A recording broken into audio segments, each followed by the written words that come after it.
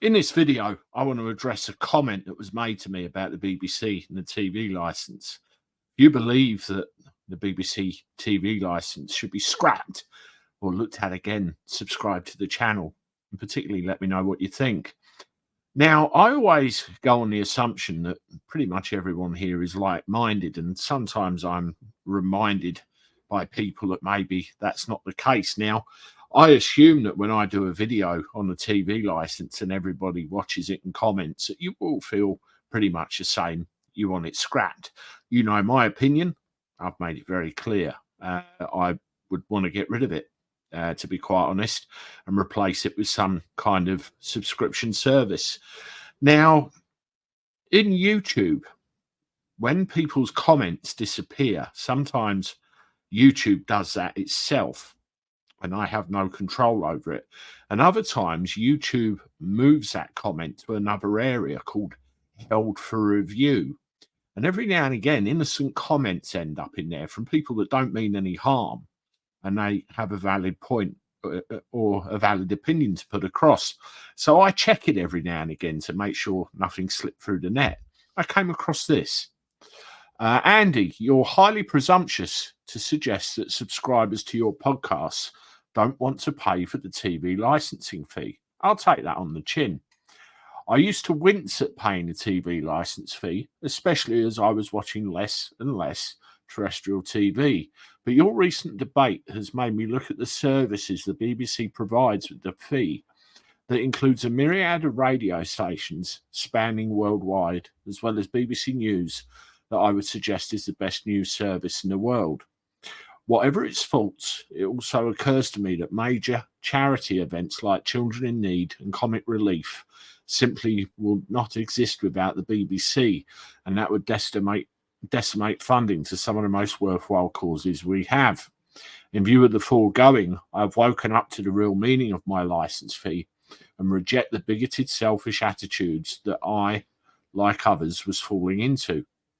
I've not been brainwashed, and the decision to welcome paying the license fee has been brought about by my own research. It's a shame the BBC don't inform sufficiently and just respond to trivial, over-dramatised headlines. Maybe they should take a leaf out of the LA's book and publish a pie chart of their budget expenditure to make sure the point that could be printed on the license fee reminder. If you abolish the license fee altogether, be aware of what you will be left with. Big gaping holes in public broadcasting that will be filled by inane and biased reporting, as well as broadcasting that focuses on commercial gain rather than public service. We will also lose a valuable mouthpiece abroad that is often the only true reporting some countries have. You referred to the BBC World Service at the end of that, which, is supposed to be very good. In the media, you have left, you have right, you have somewhere in the middle. And I learned a long time ago, don't take what one news service says, go with your feelings once you've looked at a couple of places, and then make your mind up from there. And unfortunately, I always believe that the BBC is biased because I believe they lean very much in one direction, which is not a direction I lean in. And I wholeheartedly disagree with a lot of their interpretations. And as we've seen recently, on many occasions, particularly in London, there's been certain events that have happened in London where people have come out on the streets and express their displeasure at certain things, particularly instigated by certain mayors of London, and they get no press coverage whatsoever, so it's very selective. I get what you mean about, lots of programming, lots of factual programs and all this sort of thing. Oh, my God. Over the years, I've watched some of it, but more and more and more now, I tend to believe that it's become, how can I say it, too politically correct and too enforcing, a particular viewpoint on the populace. I just can't get my head around it. I'm centre right politically. I've seen both sides of the coin, but I will not be I will not be brainwashed, as you put it, and I don't want to, be led down the garden path by something that's not true. And believe you me, I do my research as well.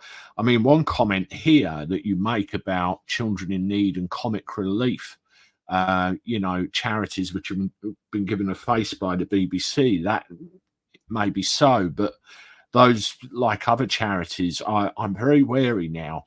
How much is the chief executive of these charities being paid? How much of the money you donate actually goes to the causes that they say they're going to donate them to? I'm always very wary of this now, and unfortunately, those two great charities fall under that spell.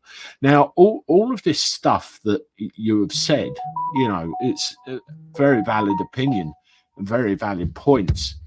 And there's one thought I will leave you with. Okay, pay your TV license, but should we be forced to by some kind of law? Let me know what you think. Anyway, if you want to watch another one of my TV license, straight BBC related videos, you can do this one here. And I look forward to talking to you again soon. Toodaloo.